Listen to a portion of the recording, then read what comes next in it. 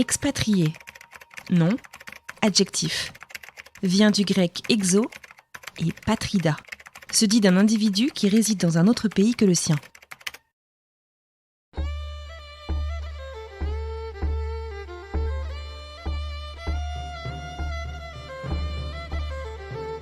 Eh bien, j'ai acheté une maison il y a 1 an. Félicitations. Donc, je pense pas repartir très rapidement. Ouais. Non, je pense pas repartir du tout, en fait. Je sais pas, on verra ce que la vie me réserve. On verra comment ça évolue, mais pour l'instant, je vois vraiment pas habiter ailleurs. Après, je me vois être... je vais pas travailler dans l'agence où je travaille toute ma vie, ça c'est clair. J'ai envie d'être plus libre, tu vois, de faire un peu ce que je veux, entre guillemets, et d'être libre. En fait, c'est pas pour ce cliché de vouloir être... j'ai l'impression que tout le monde veut faire ça un peu maintenant, d'être son propre patron pour être libre et puis voyager et puis travailler depuis une plage, je sais pas où. C'est pas du tout ça, c'est plutôt parce que en Norvège, vu que il fait pas tout le temps beau, etc., j'aimerais vraiment avoir la liberté de ne pas travailler quand il fait beau, arrêter de travailler à 2 heures pour profiter du soleil, parce que ici c'est vraiment important de profiter de quand il fait beau, sinon c'est la déprime, quoi. Tu vois, je sais pas exactement comment je vais faire la transition de mon travail à ce futur que je ne connais pas encore, mais j'aimerais bien pouvoir complètement m'adapter à la météo, en fait, en Norvège.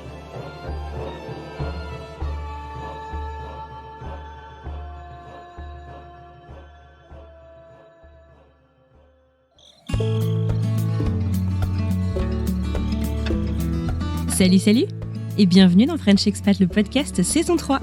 Le podcast de celles et ceux qui sont partis et même parfois revenus. J'espère que vous avez passé un bel été. On vous a pas complètement quitté cet été, mais on est quand même très heureuse de vous retrouver avec un épisode qui va vous faire voyager. Aujourd'hui, nous prenons la route vers le nord, direction Trondheim en Norvège, où j'ai le plaisir de vous présenter à Agathe. Initialement partie pour un séjour Erasmus, Agathe est tombée amoureuse du style de vie norvégien, respectueux de tous les équilibres et proche de la nature. Agathe s'est d'ailleurs découverte une passion absolue pour l'outdoors et toutes les activités que l'on peut faire en extérieur en Norvège, la rando, le ski de fond et même la baignade dans les fjords. Avec Agathe, on discute de son livre, qui devrait sortir dans les jours qui viennent, Find Your Norway, trouvez votre Norvège, et qui vous permettra de découvrir la plus belle Norvège, la vôtre, loin de tous les clichés et des photos identifiées comme magnifiques selon l'algorithme d'Instagram. Allez hop, ceinture, direction la Norvège.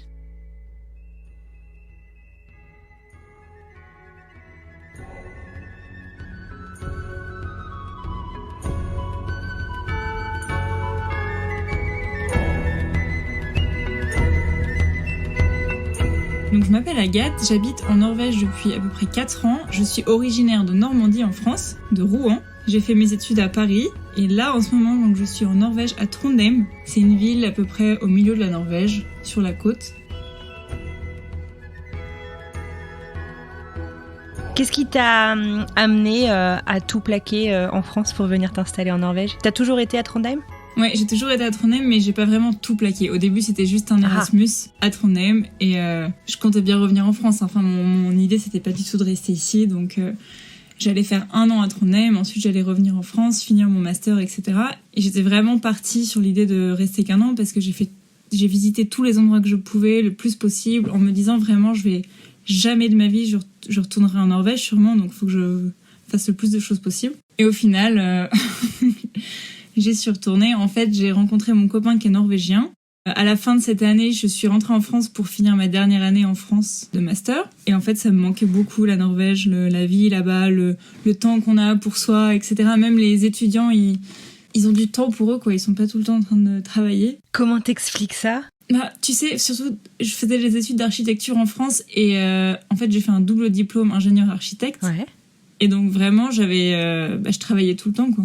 Et puis, je sais pas, mais je pense qu'en France, c'est normal, quand t'es étudiant, tu dois travailler. Enfin, tu dois travailler pour tes cours. Si tu travailles jusqu'à 23 heures, c'est normal. Même dans les écoles d'architecture, c'est encore pire. Les gens, ils font des nuits blanches et pour eux, c'est normal. Et quand j'ai vu comment c'était la philosophie par rapport à ça en Norvège, où même les étudiants, bon, évidemment, t'as des exceptions et t'en as qui travaillent tard, mais la plupart respectent des horaires à peu près normaux, comme s'ils avaient un travail, quoi. Mais je me suis rendu compte, mais en fait, c'est pas parce qu'on fait ça en France que c'est normal et que ça devrait être comme ça partout. Et en fait, en Norvège, j'ai eu du temps pour faire plein de choses. J'ai commencé plein d'activités, etc. Et quand je suis revenue en France, je pouvais plus faire tout ça. Ah ouais, d'accord. Donc ça a été un peu la douche froide lors de ton retour. Et du coup, j'aimerais bien juste creuser un petit peu cette histoire. Donc c'est un équilibre vie pro, vie perso. Est-ce que du coup, je sais pas, t'as exprimé ce malaise quand t'es rentrée en France? Et est-ce que pour des gens du coup qui l'ont pas vécu en Norvège, tu tombes dans le cliché inverse où tu dis bah en fait les Norvégiens ils travaillent pas? Exactement. Ah ouais. Et en fait, ce qui était marrant, c'est que je suis revenue en France et donc c'était ma dernière année de master d'architecture. Je devais faire mon diplôme et je l'ai fait avec une amie à moi qui s'appelle Anne-Charlotte et qui était partie en Erasmus en Suède. Donc elle avait vécu exactement la même chose. Non, pardon, pas en Suède. Non, à Vienne. Je dis des bêtises, c'est que mais en fait, elle a rencontré un copain qui est suédois. Donc elle aussi, elle est souvent en Suède. Donc elle aussi, elle comprenait exactement ce que je vivais. Et on était coloc, on faisait notre diplôme ensemble, donc on vivait vraiment la même chose. Et du coup, c'était marrant que toutes les deux, on se comprenait, mais les autres comprenaient pas forcément. Seul contre le reste du monde.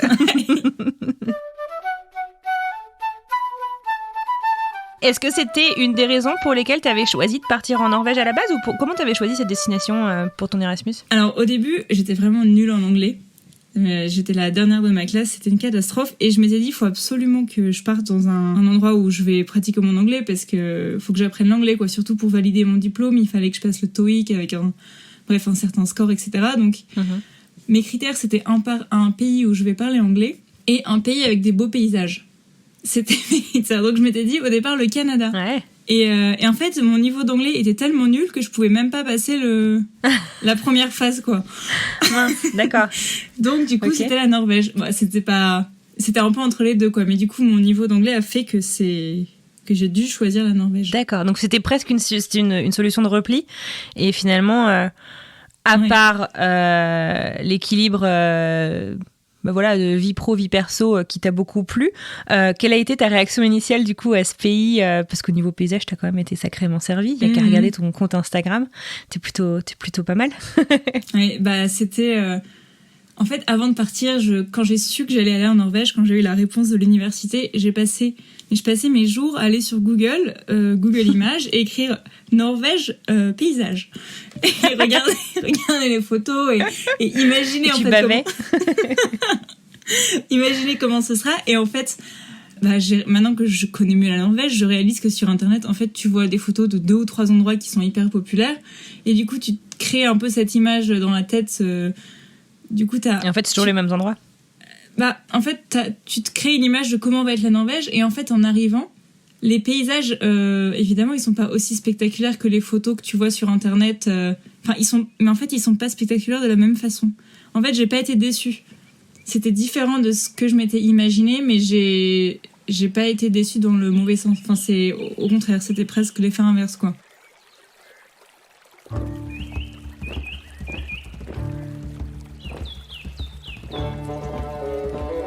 Je me suis rendu compte que c'est pas juste aller à un endroit avec des beaux paysages et prendre une jolie photo et voilà, et la photo est jolie et c'était joli. C'est l'expérience que tu peux avoir, c'est vraiment incroyable.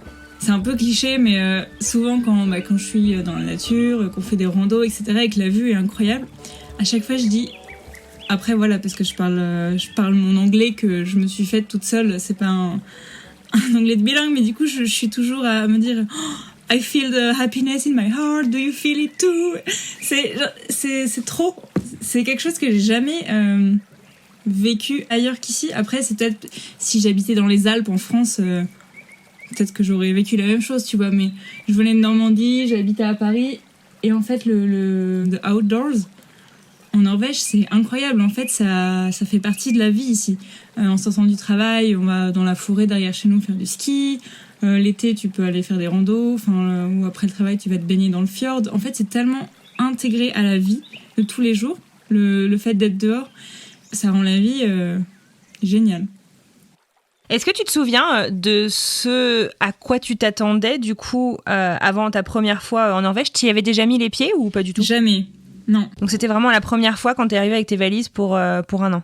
Ouais. À part ces heures passées sur Google Images Tu t'étais préparée comment?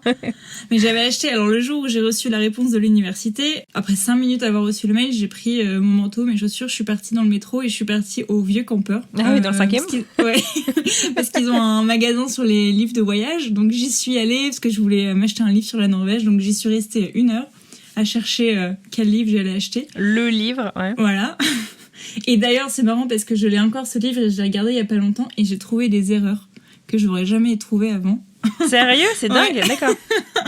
Enfin, pas pour dire qu'il y a des erreurs, mais c'était juste drôle que maintenant je connais tellement la Norvège que j'ai trouvé les erreurs dans le livre qui m'a un peu appris et tout ça. Donc voilà, c'était vraiment juste ce livre en fait que j'ai lu. C'était quoi le bouquin? Tu te souviens? Lonely Planet, sur la Norvège, enfin un truc classique quoi, vraiment un livre de voyage classique et je connaissais vraiment rien. Donc c'était juste ça et ce que j'ai vu sur internet. D'accord.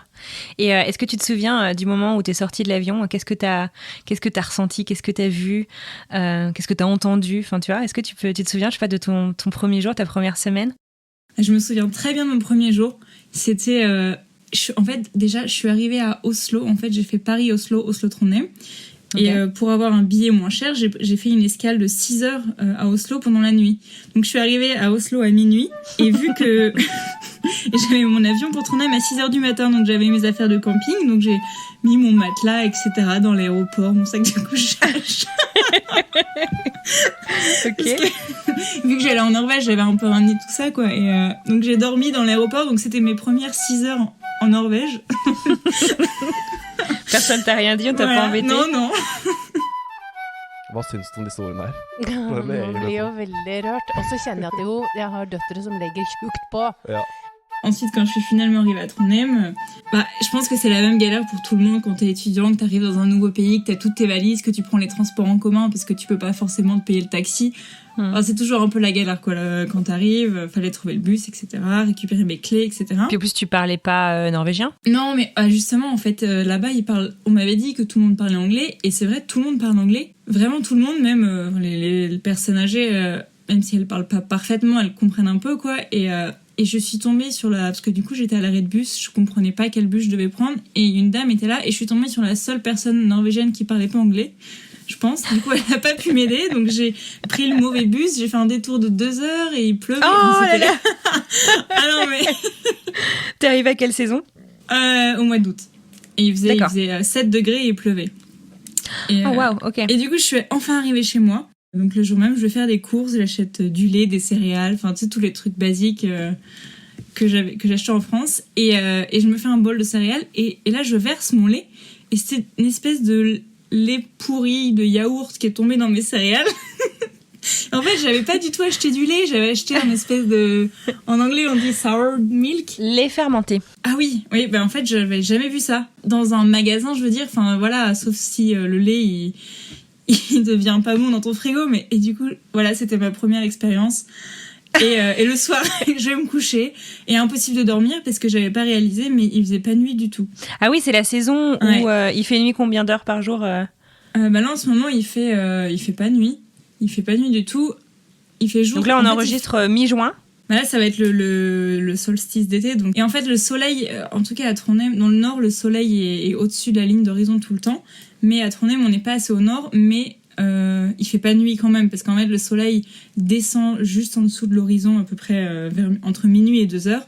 Et il remonte direct après. Donc, on voit pas le soleil 24 heures sur 24, mais il fait pas nuit, quoi. Ah, d'accord. Donc voilà, c'était ma première journée en Norvège. Og jeg sier at jeg bar en sofa opp alle de etasjene. Donc grosse découverte de la outdoors, donc de la vie en extérieur, de la nature, de cet équilibre si précieux. Et c'est vrai qu'ils sont connus quand même les pays nordiques pour ça, pour cet équilibre entre la vie pro, la vie perso, pour j'allais dire, je sais pas si c'est la douceur de vie, mais en tout cas le bien-être dans plein d'aspects de la vie. Tu confirmes ? Complètement, oui. Dans quels autres aspects de la vie est-ce que tu le vois, tu saurais me dire ? Après, c'est des généralités que je veux dire, parce qu'évidemment, tous les Norvégiens ne sont pas parfaits, entre guillemets, mais je trouve qu'ils font plus de sport, etc. Mais aussi, c'est peut-être des choses qu'ils ont plus de temps. Ils ont plus de temps. Et aussi, au niveau de la vie familiale, etc., c'est mal vu si tu restes tard au travail, parce que ça veut dire que tu t'occupes pas de tes enfants. Que tu négliges ta famille ? Ouais. Alors que mon expérience en France, c'est complètement l'inverse. Si tu pars tôt du travail, tu pars à 17h, on dit que t'as pris ta journée. Voilà, alors que ici, c'est l'inverse. Et c'est incroyable. Alors donc du coup, nous revoilà à Paris, tu es de retour, tu finis ton master, et à quel moment tu te dis... Donc toi, tu avais rencontré déjà ton copain norvégien à ce moment-là, donc vous visiez une relation à distance, tu t'étais dit je reviens après mes études, ou comment est-ce que vous vous êtes quittés, tu vois, avec quelle intention? En fait, sans vraiment d'intention, et surtout qu'après la dernière année d'architecture, pour être architecte certifié, qui peut signer ses plans, ouvrir son agence, etc., tu dois continuer, tu dois refaire un an où tu travailles, ça s'appelle la HMO, tu travailles dans un cabinet d'archi et tu retournes à l'école un jour par semaine ou un mois par an, voilà. Et ensuite, tu déposes un dossier, entre guillemets, et ça doit être validé, ensuite tu peux être architecte. Et du coup, moi, je comptais faire ça à la fin de mes études et je devais le faire en France, donc de toute façon, j'avais pas le choix, je devais commencer ma carrière, entre guillemets, en France. Et au bout de quelques mois à Paris... j'en pouvais plus. J'avais trop envie de repartir. Ma coloc, qui était exactement dans le même cas que moi, était pareil. Donc on s'est renseignées toutes les deux et en fait on pouvait faire notre HMO à l'étranger. Donc on s'est dit super, je vais chercher une agence en Norvège et elle va chercher une agence en Suède. Et voilà. Et du coup c'est comme ça que j'ai trouvé une agence pour la faire.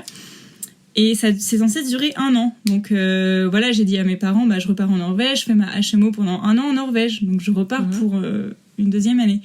Et au bout de 2 mois, donc quand je suis retournée en Norvège, après avoir fini mon master, j'ai jamais fait la HMO. En fait, j'ai juste commencé à travailler dans cette agence et j'ai jamais envoyé le dossier à mon école. C'est vrai? Ouais. J'ai toujours le dossier, d'ailleurs, je l'ai jamais envoyé. Et pourquoi ça? Parce qu'en fait, c'est la HMO, t'en as besoin pour être architecte en France. Ah ouais, pas ailleurs. Peut-être si un jour je veux lancer mon agence, mais... je sais pas, en fait ça m'intéressait plus, j'avais pas envie d'être encore liée à mon école en France, de devoir retourner en France faire à l'école, etc. Donc j'avais juste envie de tout abandonner et de commencer... passer vraiment à autre chose, quoi. Ouais, donc voilà. Et cette agence dans laquelle t'étais, c'était à Trondheim aussi? Oui, et c'est là où je suis toujours. D'accord, dans la même agence. Ok, donc tu as su très rapidement qu'en fait t'allais rester pour de bon? Dans ma tête. Je le savais. Trop bien. Et ton copain, j'imagine, il était ravi? Ouais, tu vois, lui, ça l'aurait vraiment pas dérangé de venir habiter en France, au contraire. Et c'est pour ça que je dis jamais que je suis revenue en Norvège à cause de mon copain. Parce que je pense vraiment que même si je l'avais pas rencontré, j'y serais peut-être retournée. Ça aurait été plus dur, j'aurais peut-être pas pris la décision. Mais au fond de moi, j'aurais eu envie de le faire. Donc il t'a facilité un peu la tâche, mais ça, exactement. Mais c'est tout. Ouais. Ça n'a pas été le déclencheur, quoi. Voilà.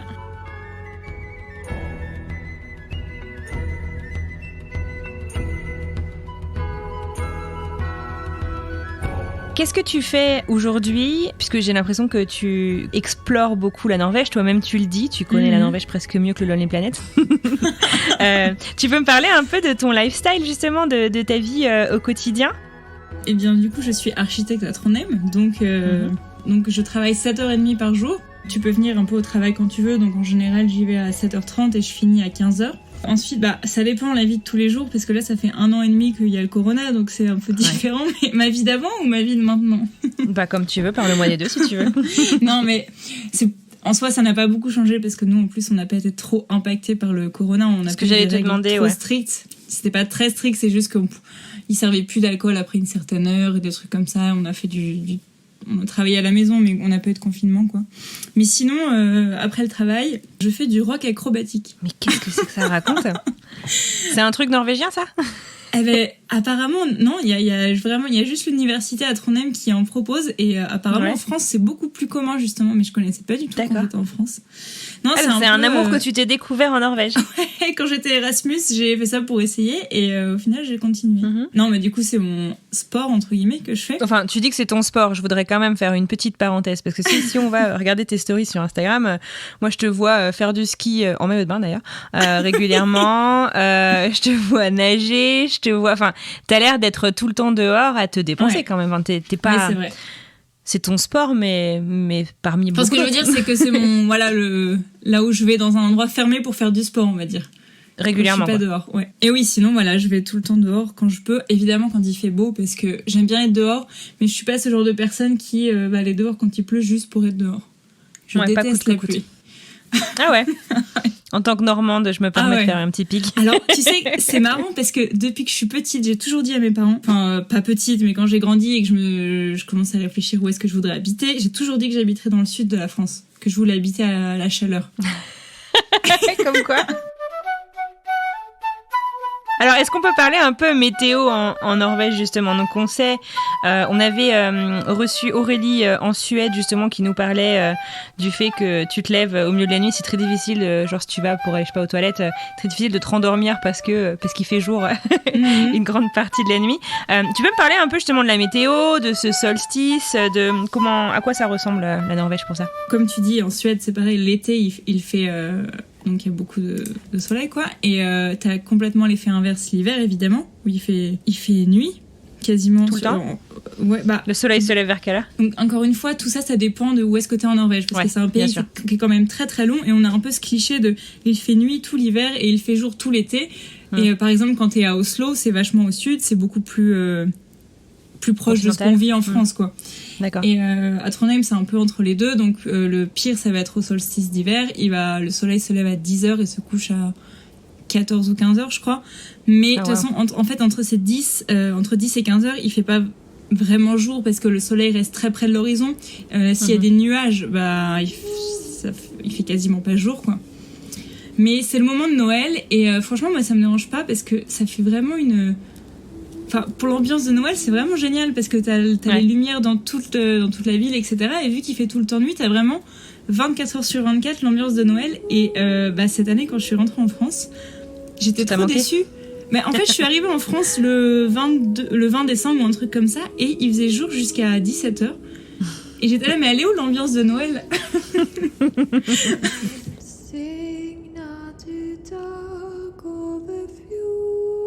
Beaucoup de gens se plaignent de l'hiver en Norvège, qu'il fait nuit, il fait froid. Mais vu qu'on a la possibilité de finir le travail tôt, que s'il fait beau, tu peux aller dehors, faire du ski, etc. De toute façon, en plus, la neige, ça réfléchit la lumière, tu vois. Donc même s'il n'y a pas beaucoup de soleil, Ouais, c'est lumineux quand même. Tu peux avoir des bonnes conditions. Évidemment, moi, je trouve que le pire, c'est octobre-novembre. L'automne, quoi. Quand encore octobre, t'as des jolies couleurs, évidemment, dans la nature, avec les feuilles qui tombent. Mais novembre, c'est vraiment le mois de transition où parfois t'as un peu de neige, mais au bout d'une journée, ça va fondre, ça va faire de la gadoue de neige par terre. Il pleut, il fait pas beau, il fait froid, mais il fait pas assez froid pour avoir vraiment un bel hiver où tu peux en profiter, quoi. Donc c'est pas le meilleur mois, quoi. C'est d'ailleurs le moment où tous les Norvégiens, ils partent au Grand Canaria, Majorque.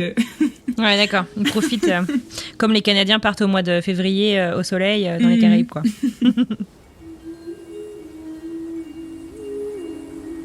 J'ai l'impression que vous avez de la neige assez longtemps, en tout cas. Donc à nouveau, je sais que c'est des généralités peut-être sur tout le pays, donc à Trondheim. J'ai l'impression que vous avez de la neige assez longtemps, justement. Enfin, à nouveau, je parle de ton compte Instagram que j'ai flouché un petit peu. Tu skis assez tard dans l'année, non? Ouais, bah là, il y a encore des gens qui skient. Dans le nord de la Norvège, je vois sur Instagram des gens qui partent encore faire du ski.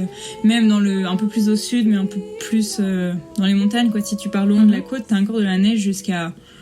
T'as même des stations de ski ouvertes jusqu'au mois de juillet. Mais bon, là, t'en as vraiment pas beaucoup, quoi, jusqu'à ce moment-là. Mais Trondheim, on a eu, par exemple, l'année dernière, on a eu de la neige jusqu'à fin mai. On pouvait aller skier jusqu'à fin mai.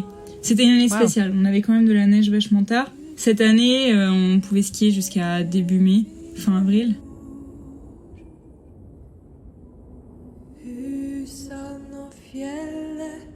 Et quels sont les sports alors qu'on fait? Est-ce qu'il y a Est-ce que justement le ski, ça fait vraiment partie de la culture locale, ou est-ce que c'est, comme en France, l'affaire de quelques-uns? Le ski de fond, on dit que c'est le sport national norvégien. Donc oui, c'est vraiment le ski de fond.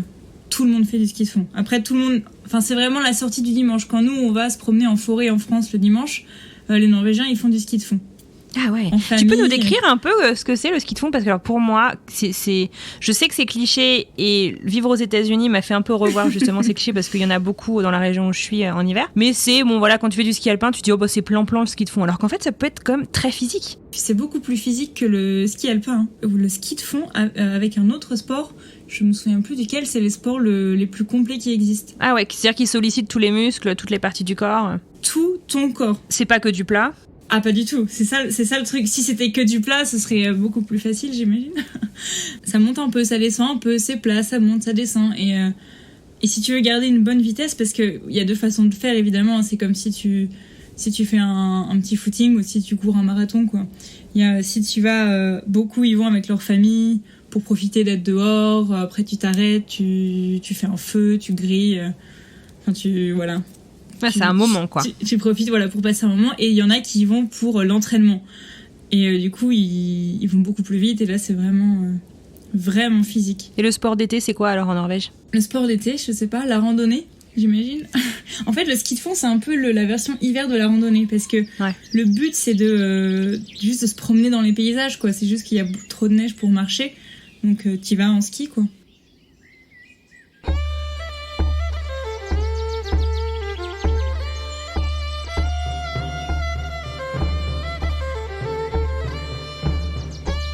J'ai l'impression que sur les réseaux sociaux, tu crées énormément de contenu pour aider en fait les gens à venir découvrir la Norvège. D'où te vient justement cette passion et cette envie de partager ton expérience, tes découvertes ? Alors j'ai commencé, au début c'est juste que je prenais des photos avec mon téléphone comme tout le monde. Et il y a 2 ans ou 3 ans, j'ai fait un voyage dans le Nord et avant de partir, Eric, donc mon copain, m'a dit mais Agathe, tu devrais acheter un appareil photo parce que là ça va être magnifique ce qu'on va voir pendant ces vacances et tu vas avoir juste ton téléphone. Et je fais oui mais j'en ai pas besoin, pourquoi est-ce qu'il me faudrait un appareil ? Mais bon, je l'ai écouté, j'ai acheté un appareil photo. Depuis 2 ans en fait j'ai collecté beaucoup de photos de tous mes voyages et quand le corona a commencé l'année dernière, je sais pas pourquoi Eric il m'a dit mais Agathe il faut que tu fasses quelque chose de tes photos, tu veux pas les mettre sur Instagram c'est tout récent en fait. Oui, c'était au mois d'avril l'année dernière. Et je lui ai dit, ouais, en fait, ça m'intéresse pas du tout Instagram à la base. Mais du coup, vu qu'on avait rien à faire, on était un peu chez nous, tu vois comment c'était au mois de mars l'année dernière, donc j'ai commencé à en poster. Et après 2 ou 3 jours à en poster, je me suis dit, en fait, juste poster des photos pour montrer aux gens, oh, regardez, c'était trop beau où je suis, ça m'intéressait pas du tout. Fallait que j'apporte quelque chose d'autre, sinon j'allais pas continuer. Et en fait, j'ai commencé, comme tu dis, à donner plus d'infos. J'ai commencé à faire des cartes moi-même pour montrer les endroits. J'ai fait des itinéraires. Enfin, voilà. Juste partager des infos, quoi. Pas juste partager des jolies photos. Parce que j'ai remarqué aussi que tous les comptes Instagram, donc je sais pas comment c'est avec les autres pays parce que j'en suis pas beaucoup, mais sur les comptes que je suis de la Norvège, les gens partagent des photos incroyables, des vidéos, etc. Mais ils ne disent jamais où c'est. C'est un peu le secret, quoi. Ah, je suis allée là, c'était trop beau, mais personne sait où c'est. Et du coup, c'est un peu... je voulais aller un peu contre ça, quoi. Voilà, c'est joli, mais on peut tous en profiter. Donc, c'est hyper facile de trouver les endroits hyper populaires. Tu trouves facilement les noms sur Internet. Et vu qu'ils sont très populaires, c'est facile de les trouver. Mais du coup, tout le monde va là-bas, parce que c'est les seuls endroits que tu trouves, entre guillemets. Et je voulais un peu spread les gens, éparpiller un peu les gens un peu plus. Pas que tout le monde aille aux mêmes endroits exactement parce que ça détruit la nature et puis c'est pas aussi sympa de te retrouver sur le haut d'une montagne avec 20 autres personnes qui prennent la même photo. T'as pas la même expérience que si t'étais ailleurs et seule. Et ça marche alors ? Mais ça marche hyper bien, ouais. Au début, j'avais 200 followers, c'était mes amis, quoi. Et maintenant, j'ai 13 000 presque followers. Incroyable. Et je fais un livre. Mais c'est génial, raconte. Du coup, c'est pareil que... Quand j'ai commencé mon compte, je pensais pas du tout avoir beaucoup de followers et c'était pas du tout un but, c'était juste pour partager les photos que j'avais. Donc ça a pris un peu plus d'ampleur et au mois de septembre, j'ai fait un livre pour ma famille où j'ai imprimé des photos d'un voyage qu'ils avaient fait en Norvège avec moi et j'ai partagé des photos de ce livre sur ma story et il y a plein de gens qui m'ont demandé s'ils pouvaient l'acheter. Mais dedans, il y avait des photos de ma famille, mes parents et tout. Donc, vous pouvez l'acheter si vous voulez. Mais... je sais pas si c'est très intéressant. Et du coup, je me suis dit que ça pourrait être une idée, quoi, de faire un livre et de le vendre. Surtout que ça commençait à me prendre vraiment beaucoup de temps. Et j'étais en train de me dire, soit j'arrête soit j'essaye de me faire des sous un peu... que ça se trouve, je pourrais travailler un peu moins sur mon travail en tant qu'architecte, tu vois, peut-être 80%, et avoir un peu un autre revenu et avoir du temps pour ça, quoi. Et donc, j'ai commencé au mois de décembre à réfléchir à faire un livre avec des photos, etc., à vendre, puisque c'est ce que les gens m'avaient demandé. Et je me suis rendu compte que faire un livre avec des photos, t'as des photographes beaucoup plus talentueux que moi qui ont fait des super livres, je vais pas faire mieux qu'eux, entre guillemets. Je suis pas une photographe, tu vois, je suis plutôt... je te donne des conseils sur la Norvège, mais je pense pas qu'on va mettre mes photos dans son salon. Enfin, je sais pas comment dire. Je me suis dit, je vais pas faire un livre de photos, quoi. Et surtout que c'est pas, j'ai plein de choses à partager. Et je me suis dit, je vais faire un peu, faut que je parle de la Norvège. Et je me suis dit, je vais partager tous les endroits que je connais qui sont pas touristiques pour que les gens, ils arrêtent d'aller dans tous les endroits touristiques, etc. Je voulais faire ça au début et je me suis rendu compte que c'était pas une bonne idée parce que si je partage plein d'endroits pas touristiques à beaucoup de personnes, le risque c'est que peut-être que ça devienne touristique du coup. Et aussi le deuxième point qui est vachement important, dont je me suis rendu compte, c'est que la Norvège, comme on a dit tout à l'heure, il fait pas tout le temps hyper beau. Tu peux regarder une liste les 10 randos les plus belles de Norvège ou les 10 lacs, blablabla. S'il fait pas beau, ce sera pas dans la liste des 10 plus belles randos à faire ce jour-là, à ce moment-là en Norvège. Ouais. Et du coup, je me suis rendu compte que donner une liste précise d'endroits, ça n'avait aucun sens en Norvège. Et du coup, l'idée que j'ai trouvée, c'est de faire un peu un mode d'emploi, un peu comme une recette, pour trouver tes propres perles. Ah, génial. Comment tu fais ça ? Et en fait, je me suis rendu compte qu'il faut les trouver sur une carte, évidemment. T'as forcément des endroits qui sont plus jolis que d'autres, mais il faut aussi les trouver dans le temps. Donc ça dépend des conditions météo, ça dépend de plein de choses. Si tu veux avoir de la neige ou si tu veux avoir le soleil de minuit, il y a plein de choses comme ça. Les gens savent pas trop quand c'est, comment faire. Et aussi, j'explique comment t'adapter aux conditions météo, comment trouver la bonne météo. Et en fait, c'est un peu un livre de recettes où j'écris toutes mes ressources. Génial. Tout ce que j'utilise en fait moi-même pour faire mes mini road trips pour que les gens fassent les leurs. C'est génial, c'est une super idée. Et du coup, t'es un éditeur ou tu fais ça en auto-édition ? Je fais ça toute seule. Ok. C'est un boulot monumental, j'imagine ? Ah ouais, du coup j'ai commencé début janvier. Et là j'en suis à 400 heures à peu près de travail. Et je fais ça après le travail parce que du coup j'ai mon travail au cabinet. Celui qui paye les factures. Voilà. Donc c'est beaucoup de travail, mais j'adore. Je le vois pas comme un travail, quoi. Vraiment, j'adore faire ça. Et j'ai vraiment hâte que ce soit fini pour voir le résultat final. Tu vises quand alors en sortie ? Alors au début je visais avril, ensuite je visais juin, ensuite je visais juillet et maintenant je vise septembre. Mais je pense pas que je redécalerai encore. Écoute, septembre c'est le moment où sortira cet épisode très certainement. Ah ben voilà, très bien. Eh bien, achetez mon livre. Toutes les infos dans ton profil, j'imagine, Instagram. Ouais, ben voilà.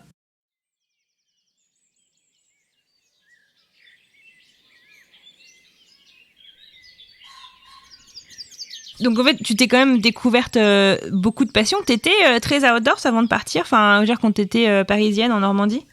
Alors pas du tout, et je faisais pas du tout de sport. Alors, c'est incroyable cette révélation. Avant de partir en Norvège, j'étais nulle en anglais et j'étais nulle en sport. C'était vraiment les deux matières où j'avais toujours eu les pires notes depuis que je suis petite.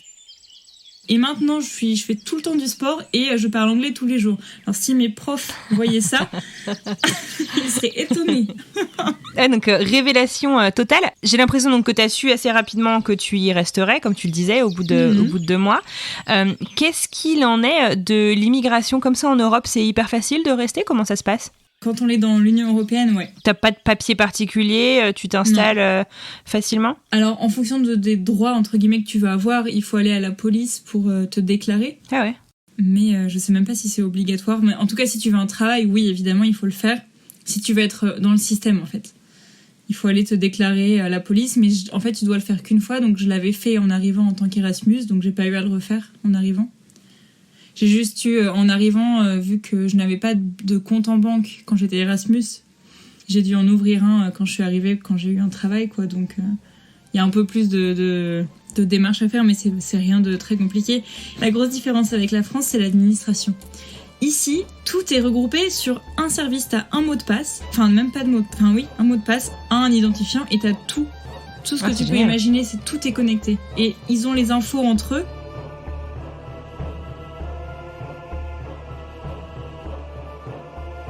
Comment est-ce que tu es maintenant ? Tu as l'air d'être sacrément bien installée, tu as l'air d'être heureuse et épanouie et dans tes professions, puisque tu te lances dans l'écriture d'un bouquin en plus d'être architecte, et dans ta vie perso.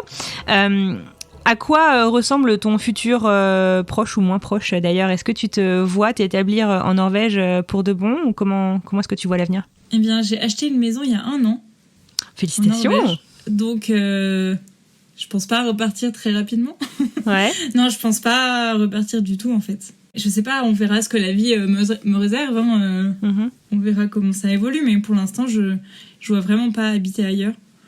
Après, je me vois être... je vais pas travailler dans l'agence où je travaille toute ma vie, ça c'est clair. J'ai envie d'être plus libre, tu vois, de faire un peu ce que je veux, entre guillemets, et d'être libre. En fait, c'est pas pour ce cliché de vouloir être... j'ai l'impression que tout le monde veut faire ça un peu maintenant, d'être son propre patron pour être libre et puis voyager et puis travailler depuis une plage, je sais pas où. C'est pas du tout ça, c'est plutôt parce que en Norvège, vu que il fait pas tout le temps beau, etc., j'aimerais vraiment avoir la liberté de ne pas travailler quand il fait beau, arrêter de travailler à 2 heures pour profiter du soleil, parce que ici c'est vraiment important de profiter de quand il fait beau, sinon c'est la déprime, quoi. Tu vois, je sais pas exactement comment je vais faire la transition de mon travail à ce futur que je ne connais pas encore, mais j'aimerais bien pouvoir complètement m'adapter à la météo, en fait, en Norvège. C'est la première fois que j'entends ça, mais c'est pas bête. Parce que ici, c'est quand même vraiment important. Parce que quand t'as travaillé toute la semaine et que le week-end, il pleut, et que... c'est dur. Et qu'il fait nuit, etc., c'est un peu pareil quand j'habitais en Normandie, hein, tu me diras. Mais vu qu'ici, j'ai la possibilité de m'adapter, pourquoi pas. Jeg har en egen teknikk, skjønner du. Ja. Jeg bærer det på ryggen. Ja. Jeg bøyer meg bare forover, og så legger jeg liksom på en måte sofaen. Est-ce qu'il y a un petit conseil, soit qu'on t'a donné ou que t'aurais aimé avoir il y a 4 ans, quand t'es arrivé pour la toute première fois, tu vois ? Est-ce qu'il y a un truc que tu te dirais, si tu pouvais te chuchoter quelque chose au creux de l'oreille à ton toi d'il y a 4 ans, ce serait quoi ? Alors, je me donnerais mon livre, s'il avait été déjà écrit. Et voilà, je dirais que quand je suis arrivée il y a 4 ans, je connaissais la Norvège à travers mon livre de voyage et ce que j'avais vu sur Internet, et je pensais qu'il fallait absolument que j'aille au Lofoten, à Geiranger. C'est un peu les endroits connus avec des paysages incroyables. Alors oui, en effet, c'est des paysages incroyables là-bas, mais j'aurais voulu... Le mois de maintenant, on m'aurait dit t'es pas obligé d'aller là-bas pour avoir des expériences incroyables. Il vaut mieux aller ailleurs où il y a moins de personnes et avoir une meilleure expérience, des meilleurs souvenirs. Parce que tu vas pas forcément créer des souvenirs qui resteront pour toute ta vie en allant dans des endroits où y a beaucoup de monde autour de toi et qu'il y a plein de touristes qui prennent les mêmes photos. Est-ce que la Norvège souffre beaucoup du tourisme de masse ? J'ai l'impression que c'est un truc qui tient beaucoup à cœur. Ça commence en fait depuis Instagram. C'est incroyable. Ah ouais. Ça a changé là en 5 ans. Peut-être un peu plus, je sais pas depuis combien de temps Instagram est devenu viral comme ça avec les photos de voyage, mais... Mais en fait, c'est carrément un problème parce que la Norvège, elle n'est pas du tout faite pour ça à la base. Les routes, elles sont toutes petites. Il y a pas vraiment de structure pour tous les touristes. Et aussi, en fait, ce qu'il y a, c'est que les gens viennent en Norvège parce que c'est la nature, c'est beau, tu peux faire du camping où tu veux, mais ils ne respectent pas. Parce qu'en fait, t'as une règle qui s'appelle Allemannsrettet, c'est la liberté de errer. Non, je sais pas comment tu peux. En fait, t'as le droit, tu peux aller n'importe où, même si c'est une propriété. Tu peux aller n'importe où, tu peux mettre ta tente n'importe où, tant que c'est 150 mètres des maisons, quoi. Ah ouais, donc genre, limite, si ton jardin est suffisamment grand, tu peux te réveiller demain matin et avoir quelqu'un qui campe dans ton jardin. Exactement, ouais, c'est autorisé. Ah, wow. À part sur les terres agricoles aussi. D'accord. Et du coup, c'est génial, parce que tu peux... c'est pour ça que je campe partout et que c'est incroyable, mais...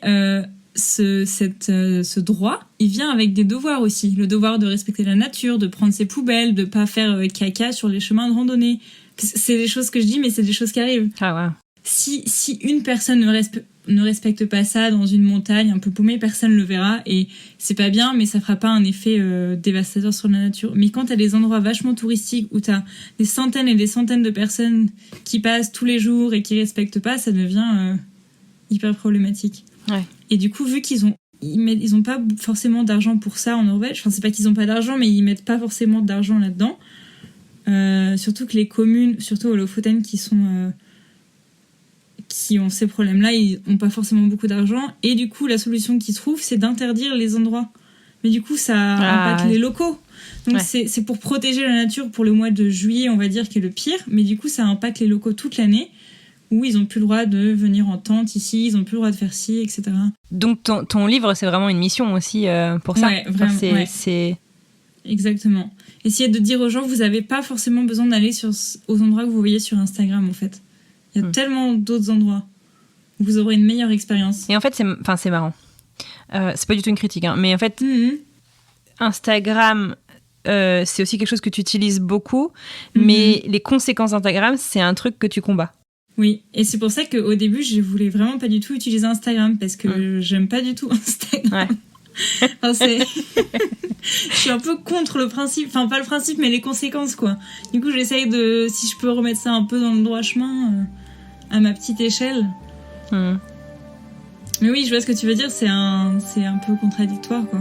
Non, c'est une vraie question.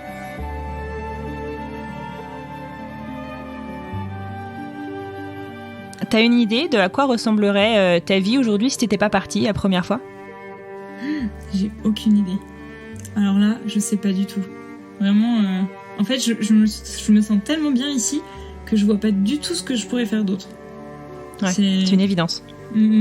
C'est comme si j'étais née dans le mauvais pays. Et comment est-ce que ta relation avec ta famille, est-ce que tout le monde a compris le fait que tu dises, moi, en fait, ma vie, ça va être en Norvège et il y a peu de chances que je rentre. J'imagine que c'est des conversations qui sont pas toujours faciles à avoir, en fait, avec la famille et les parents qui restent en France. Ça fait un peu au fur et à mesure, tu vois. Donc déjà, le fait que j'aille en Erasmus au début, les gens ont compris que j'aimais bien la Norvège. Enfin, ma famille a compris. Ensuite, quand j'y suis retournée pour faire le PFE, la HMO, pardon, comme je te disais, cette année, dans une agence qui devait durer 1 an. Et qui, au final, je n'ai jamais envoyé les papiers. Et j'ai jamais dit à mes parents que je n'avais pas envoyé les papiers. Donc, coucou papa, coucou maman. Je sais même pas si je l'ai. En fait, on n'en a jamais vraiment reparlé. Ça s'est fait un peu tout seul, tu vois. Et 1 an après, du coup, que je sois revenue, 1 an après avoir commencé à travailler dans l'agence, j'ai acheté une maison. Et quand j'ai appelé mes parents, tu sais, on regardait un peu les maisons, etc., les trucs à acheter, mais on n'était pas du tout dans l'urgence. Et puis, on n'en avait pas forcément parlé. C'était juste, en fait, il y avait cette opportunité qui était incroyable. Donc on l'a saisi, quoi, mais on aurait pu acheter une maison dans 5 ans, tu vois, c'était pas quelque chose qu'on cherchait. Donc personne savait vraiment que ça allait arriver, quoi. Et quand j'ai mis un peu devant le fait accompli, quoi. Voilà. Et je me souviens, mon père, il m'a dit donc tu restes en Norvège. On l'a jamais vraiment reproché parce qu'on peut pas. Ils sont contents que je sois heureuse, tu vois. Mais évidemment, je pense que tout parent préfère que ses enfants soient près de chez eux.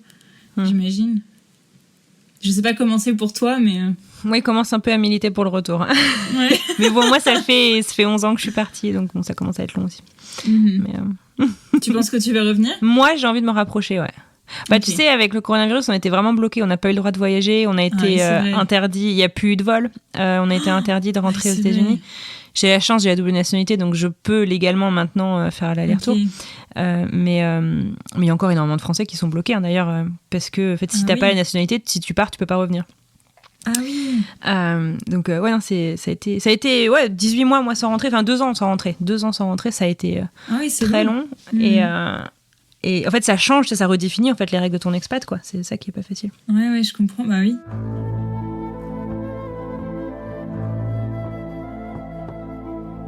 La question signature de fin d'épisode de French Expat, c'est que tu nous amènes en fait à la découverte de ton coin, de ta Norvège. Donc je cherche pas la Norvège du Lonely Planet ni du Routard.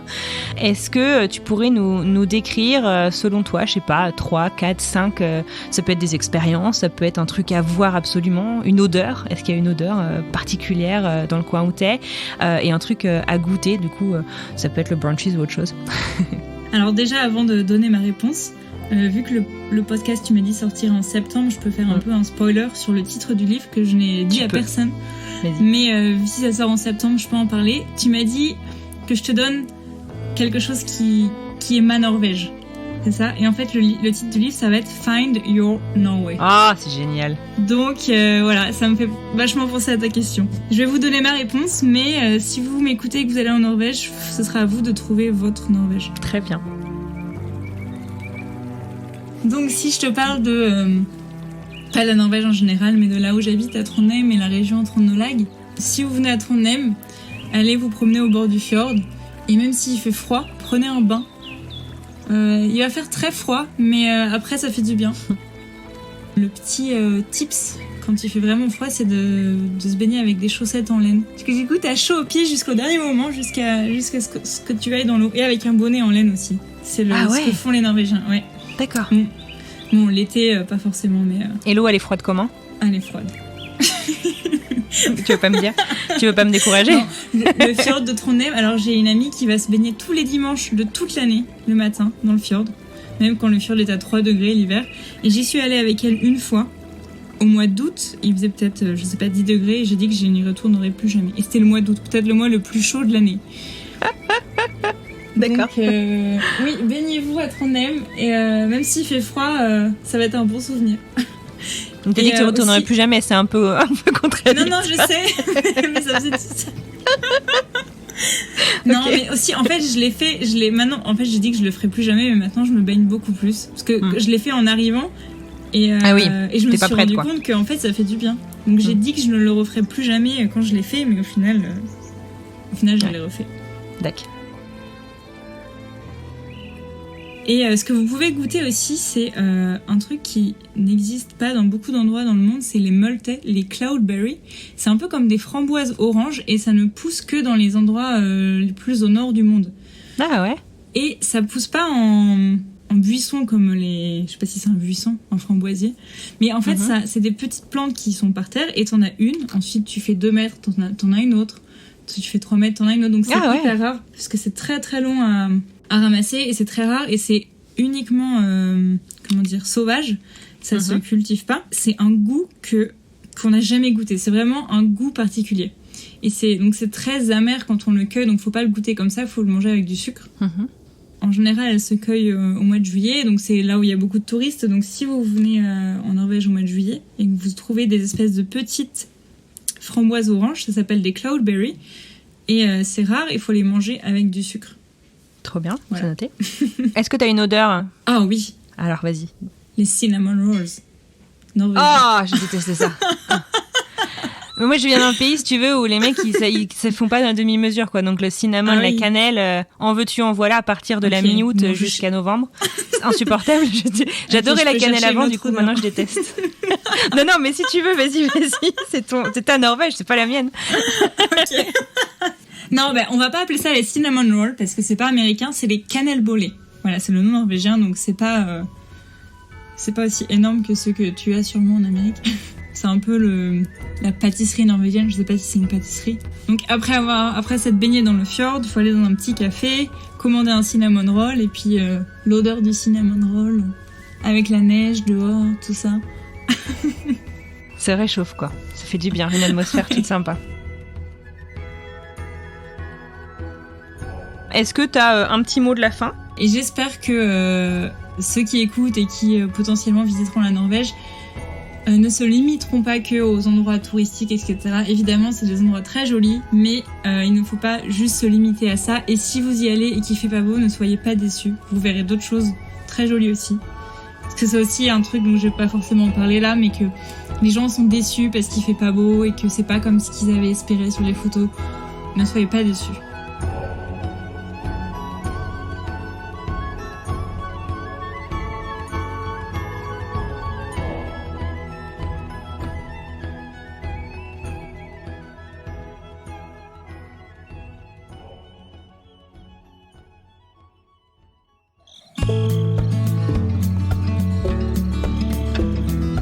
Et voilà, c'est terminé pour aujourd'hui. Un grand merci à vous d'avoir écouté jusqu'au bout et un grand merci à Agathe pour son partage, sa générosité. Si vous souhaitez en savoir plus sur l'histoire de Agathe, si vous souhaitez échanger avec elle, vous pouvez retrouver le lien vers son profil Instagram dans les notes de cet épisode. Elle est également taguée sur notre compte Instagram. Le site pour commander le livre, si jamais ça vous intéresse, c'est www.findyournorway.com. Si vous souhaitez discuter de cet épisode et de tout le reste, n'hésitez pas à nous retrouver sur les réseaux sociaux. On est un peu partout. Instagram, Facebook, Twitter, LinkedIn et même Mapster pour les bons plans. Je vous remercie à nouveau d'être là chaque semaine. C'est toujours un plaisir de partager avec vous ces histoires de voyage, d'expatriation et d'aventure. J'ai hâte de vous retrouver mardi prochain pour une nouvelle histoire. En attendant, je vous souhaite une très très belle journée et je vous dis à très bientôt.